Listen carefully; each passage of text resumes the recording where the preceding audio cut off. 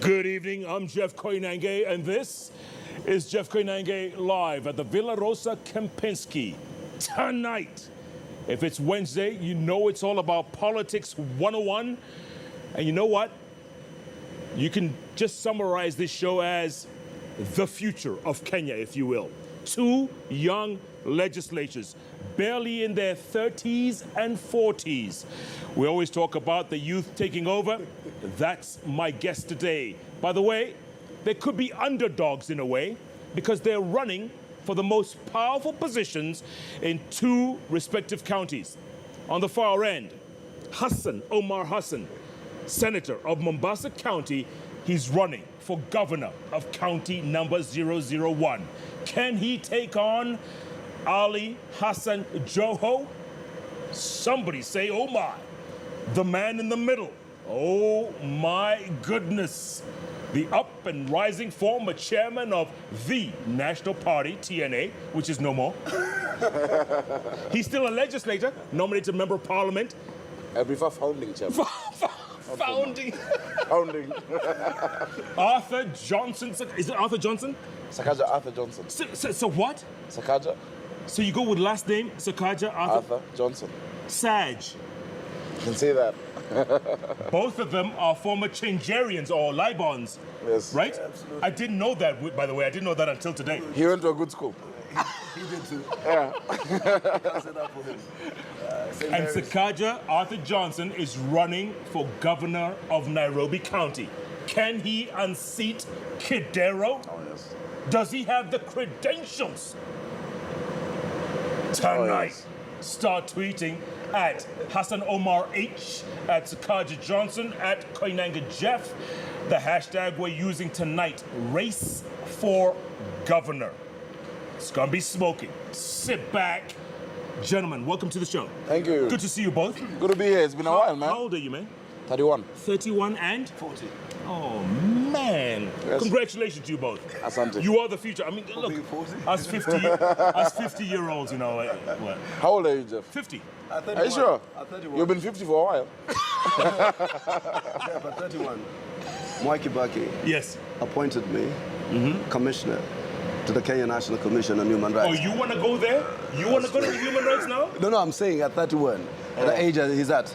So he's seeking Nairobi governor at an age when I became commissioner. So there is nothing incompetent about age. Young people can do a lot.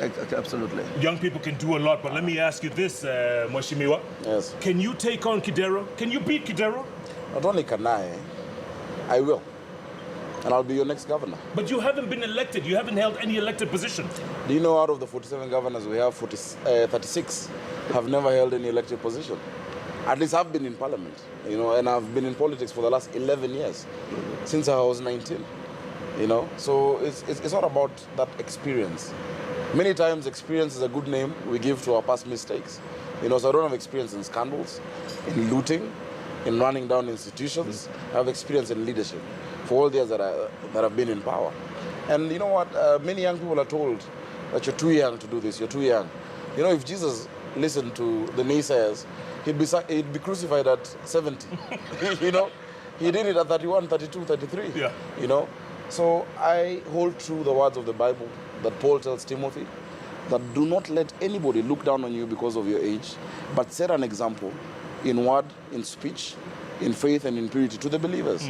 And that's what it is. I remember when I was announced as the chair of TNA, you know, when he took over the party from Mzee Nginyo Kariuki. Yes.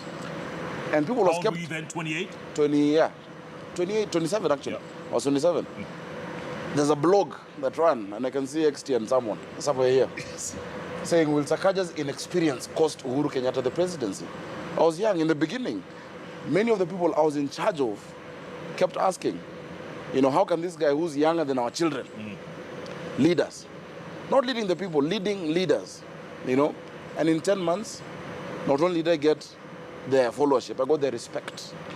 Not because of my age, but because of what I brought to the table. Yeah, but Nairobi is a very different county altogether, but I'll get to you in a while. We'll come to that. Senator, what are you thinking? I mean, why don't you wait till 2022? Joho is already declared to be president in 22. Wait till he goes home. How do you take this guy on? the 2022 issue is a gimmick for 2017. You remember those days when somebody would run for member of the National Assembly, run for president so that you can be elected member of the National Assembly. Yes. I think that is, so we, as a politician, you constantly have to use your strategy team to constantly evaluate what are the dynamics, what informs the actions of your adversary. So what he's trying to do is to up the stakes, because when you come to a literal conversation on Mombasa, he loses dismally. I mean, literally on all fronts. But he seems to be the man of the hour. The man of the hour in terms of the media, in terms of, at that point in time, the 10 at 10 and the issues around ODM. And when you talk about beating him, I've technically beaten him in the past. When I took flight from ODM, it was largely because Joe had a preferred candidate called Kajembe. And therefore, I ran against a camp that was spearheaded by Joe. So what is now awaiting is for me to beat him literally. So I ran and won against the odds. Can you beat him? I am very, very confident about it, because once we bring down the conversation to a discussion on Mombasa and lay out, and I hope you'll give us time later on to tell us, absolutely, to tell you what we exactly want to do for Mombasa in terms of changing the narratives, in terms of, in terms of meeting the aspirations of the people of Mombasa.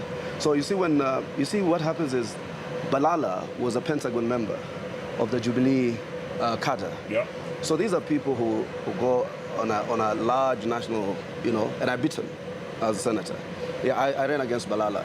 All the billboards that had Uhuru Kenyatta and William Ruto had Balala and Charity Ngilu, and we floored him fair and square.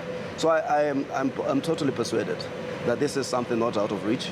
Apart from the fact that in the last 2 months, Joe has enjoyed good media. That does not solve his problems of what he has done in Mombasa in the last 4 years. So people will evaluate you on the basis of your performance. Mombasa is a cosmopolitan county. Let me tell you something. Numbers don't lie. I barely got 50% of the votes in Mombasa in the last elections. Joho barely got 50% of the votes cast in the last elections. Mombasa is not Kitui or is not Siaya, where when you get a ticket of a dominant party, you get 96% of the votes. Mombasa has a reality of a diversity and a conscious middle class and a conscious citizenry that that many a time right now are tuned in onto KTN, watching this show, wanting to be informed about policy, wanting to be informed about where do you take us to the next level. So it's not going to be euphoria. It's not just going to be that you come here and tell us vote 6 piece, vote this piece. People in those types of counties are extremely critical. Well, and once we come to a debate, in fact, I want you, I'll give you all the challenge. This place where Sakaja is sitting, yes, I ask you to bring Hassan Joho. By the way, I've asked him, and I don't know if he's watching. I'm sure his people are watching. He will not come on this show. He won't come. Because there's nothing, you see, there's nothing to defend. Seriously, I'm telling you. If he's watching, I will have him and you and anyone else who's running for governor of 001. Anytime. Okay. Have me and Kidero. Oh my goodness. Yeah. That's the guy I want to debate. What about Miguna? Nah. Nairobi is a serious county. Bring Kidero. That's my only opponent. But Mheshimiwa, I had a debate here for Nairobi County aspirants. No, you didn't. That wasn't a debate, Jeff. I was about to ask you, did you watch it? But you were here. Jeff, that was a circus. People were insulting each other. Yes. It went crazy. Now, Nairobi is so important. They learned from Donald Trump. Yeah. Yeah, I mean... they watched a lot of Donald Trump. I didn't call Miguna Donald Trump, but you did. but let me tell you. Yes. Nairobi is so important. Not just to Kenya, not just to East Africa, but to Africa and to the world.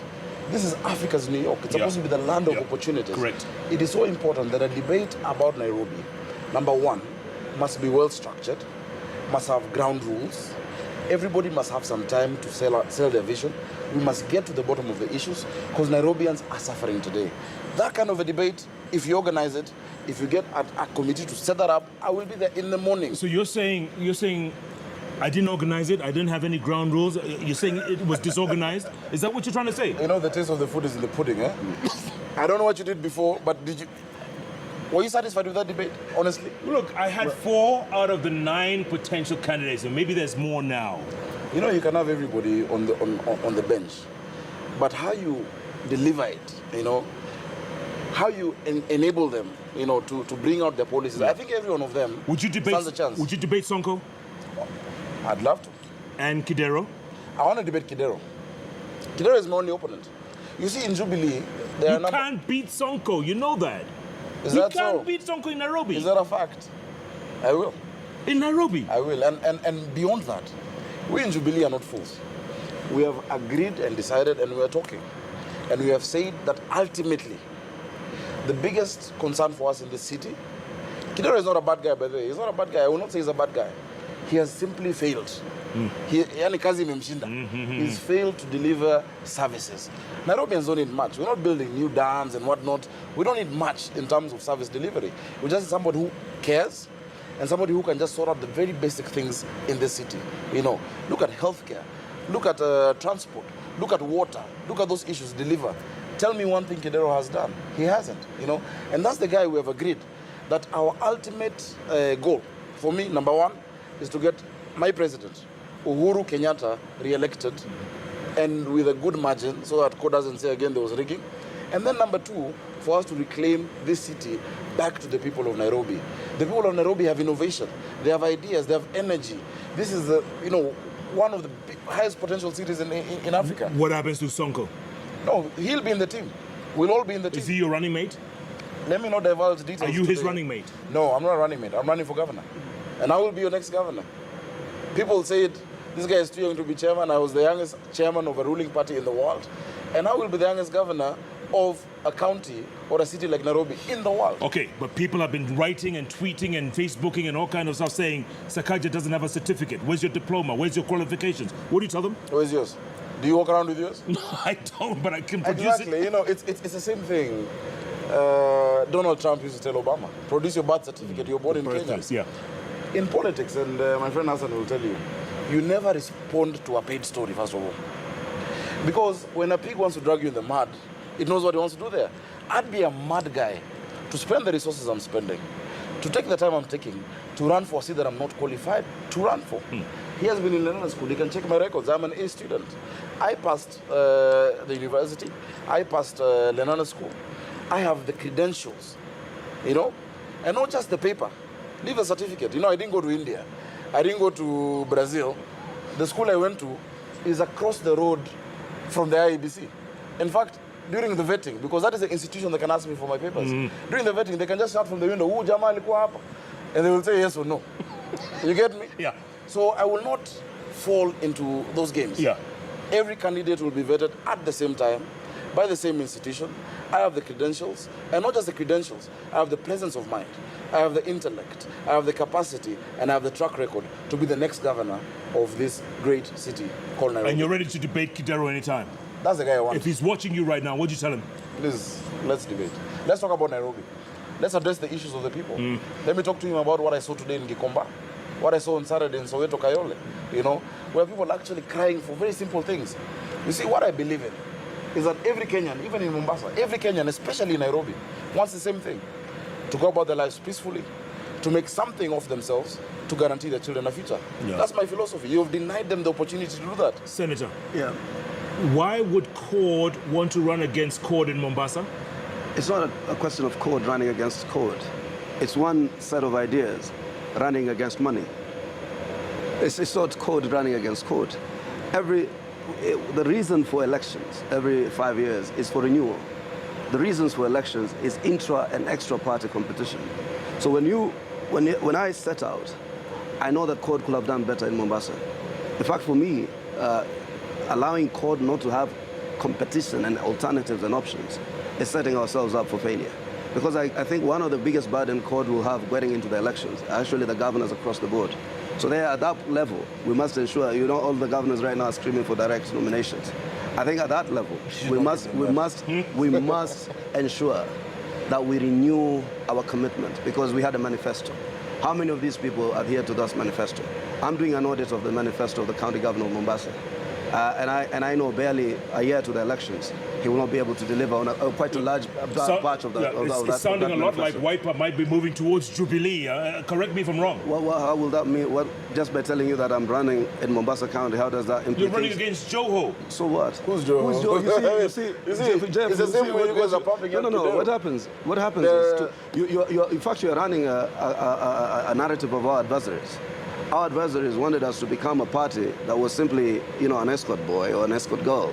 But what happens, the party has decided to renew itself. The party believes it has ideas that are compatible with aspirations of the Kenyan people. And you feel you can beat Joho?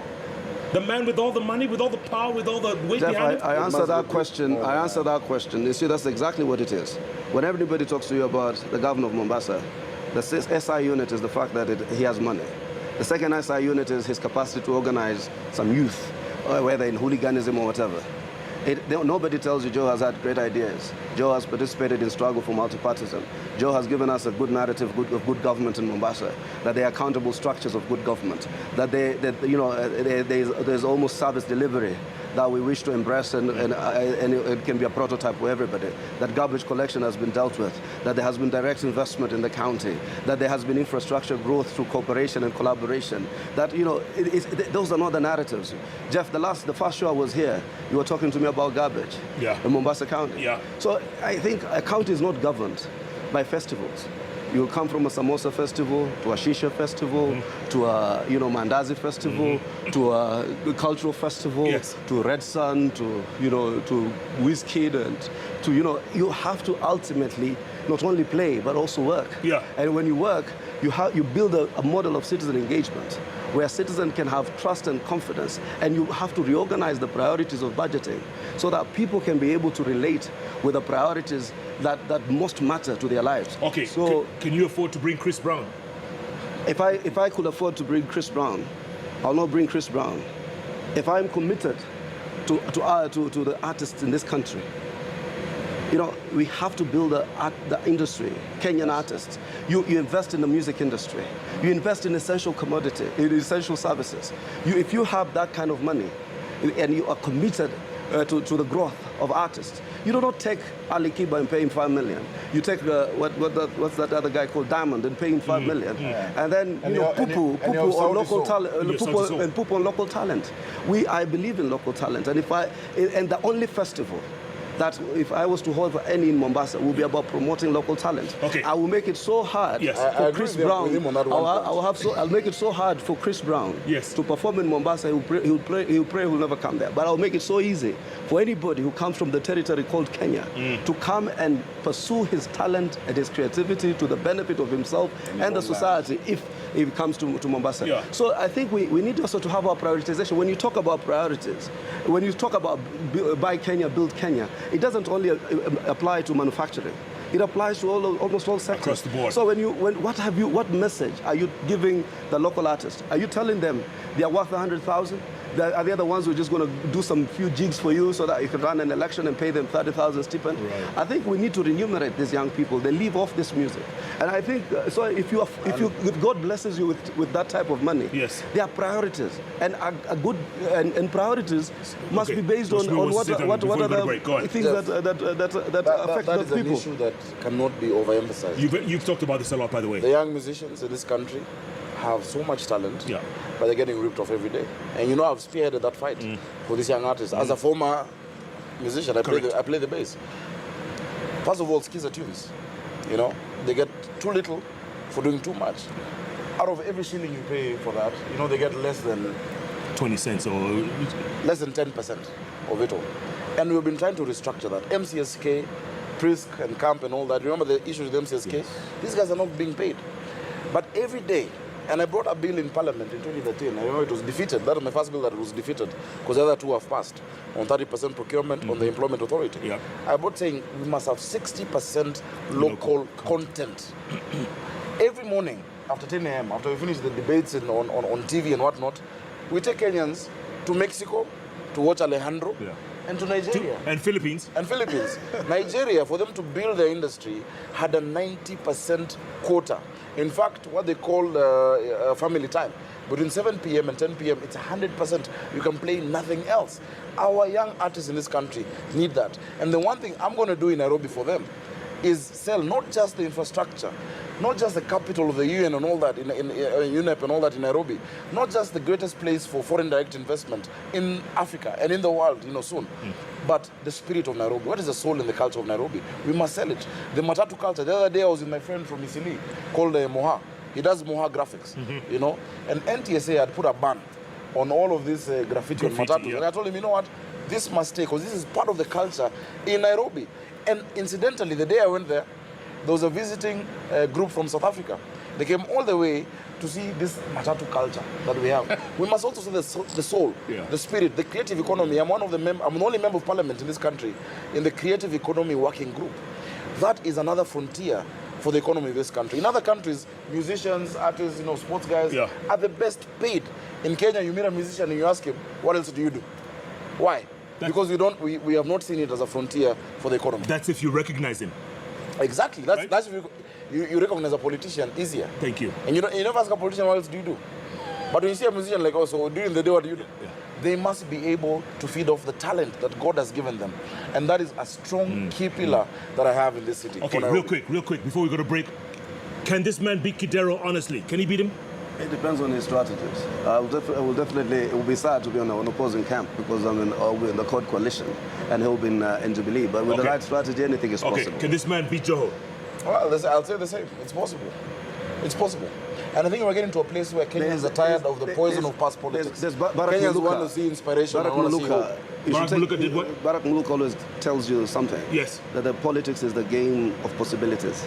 Yeah. It is nothing, there's nothing abstract or there's nothing abnormal about Sakaja declaring his bid for That is not originally from Barack Muluka. It is from? That is a book that you need to read. I'll give you a copy. Go on. By Cicero. It's called The Art of, it's called How to Run a Country. And it says that politics is the art of the possible, not the battleground of absolutes. Did you learn that in Lenana? No, I learned it later, but also in Lenana. We're in a good school. So. What house were you in? Kibaki. I want to say Mwai Kibaki. Oh, that was much later then. Yeah. What was Mwai Kibaki before? He was there before me. 10 years. I was in Block 1. I was in Block 1. I was a Block 4 guy. Tomboya House. Tomboya. My political role model. Come on. Tom Joseph Mboya. TJ. Beautiful. Gentlemen, let's take a break, come back, talk some more, because this is getting hot, man. It's going to get hotter. I assure you. Sonko's probably watching and saying, Uni Nani Sasa. Sonko is my buddy. All of the guys in Jubilee, none of them is my opponent. They're my friends. They are my allies. They are my partners. But only one of you can be governor. Sakaja Johnson. Let me tell you something. Hold on. Let's take a break. Come back. Keep tweeting at Hassan Omar H, at Sakaja Johnson, at Koinanga Jeff. The hashtag, is it underdog? What's the hashtag? No, I'm kidding. Hashtag is race for governor. I thought the hashtag was incoming governors. Jeff Koinanga live at the Villa Rosa Kempinski takes a break. We'll be back. You're funny. In a